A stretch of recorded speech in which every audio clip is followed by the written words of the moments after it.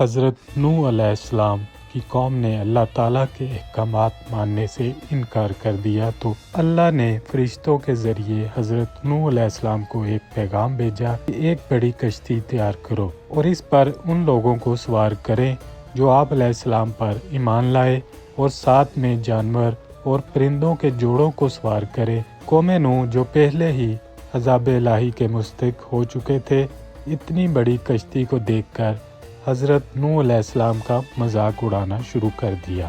یہ کشتی 2 سال کی مدت میں تیار ہوئی اور اس کی لمبائی 300 گز اور چوڑائی 50 گز اور اونچائی 30 گز تھی۔ پھر جب عذاب الہی بارش کی صورت میں نازل ہونا شروع ہوا، اس وقت حضرت نوح علیہ السلام اور آپ کی بیوی، ان کے بیٹے اور 500 لوگ، 7 جانور اور پرندوں کے جوڑے بھی اس کشتی میں سوار ہو گئے اور خود کو پانی کے عذاب سے بچا لیا۔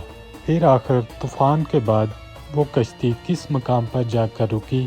حال ہی میں چینی تحقیقاتی ٹیم نے اپنی تحقیقات میں حضرت نوح علیہ السلام کی اس کشتی کو ڈھونڈ نکالا، اور جس مقام پر حضرت نوح علیہ السلام کی کشتی ملی وہ مشرقی ترکی کا علاقہ ہرادت ہے، جو کہ 12,000 فٹ کی بلندی پر واقع ہے۔ تحقیقاتی ٹیم کے مطابق حضرت نوح علیہ السلام کی کشتی 3 منزلہ تھی اور اس میں کئی بڑے بڑے کمرے تھے، اور ان کمروں میں کئی لکڑی کے ستون تھے۔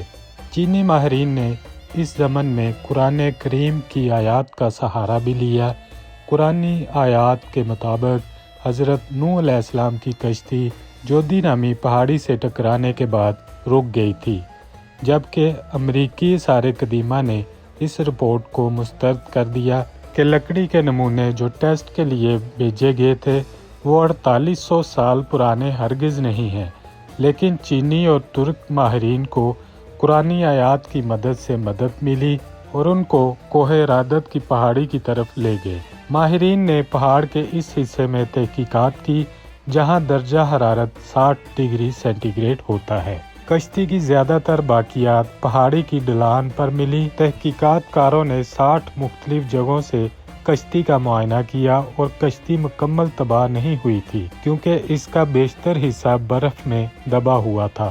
چینی تحقیقات کاروں نے ریڈیو کاربن ٹیکنالوجی کی مدد سے ثابت کیا کہ اس کشتی کی باقیات 4800 سال پرانی ہے، اور کشتی کا ہر کمرہ 5 میٹر سے زیادہ اونچا ہے، جس میں کوئی بھی جانور آسانی سے آ سکتا ہے۔ دوران تحقیقات ماہرین کو صندوق بھی ملے۔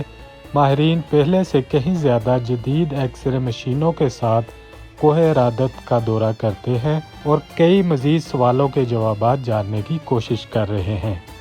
حضرت نوح علیہ السلام کی کشتی کو دریافت کرنے کے لیے بہت سے دعوے ہو چکے ہیں۔ ایک آثار قدیمہ کی ماہر نے ان شواہد کا معائنہ کیا۔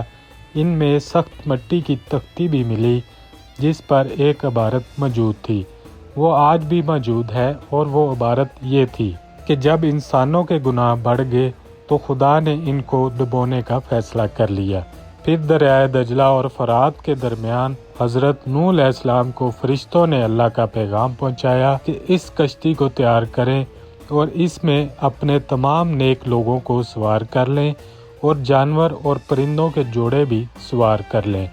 ماہرین نے اندازہ لگایا کہ یہ تختی 4000 سال پرانی ہے، اور یہ حضرت نوح علیہ السلام کے آنے سے بھی 800 سال پرانی ہے، اور اس طرح یہ بات ثابت ہو گئی۔ کشتی کی شکل عام کشتی جیسی نہیں بلکہ بیضہ نما تھی۔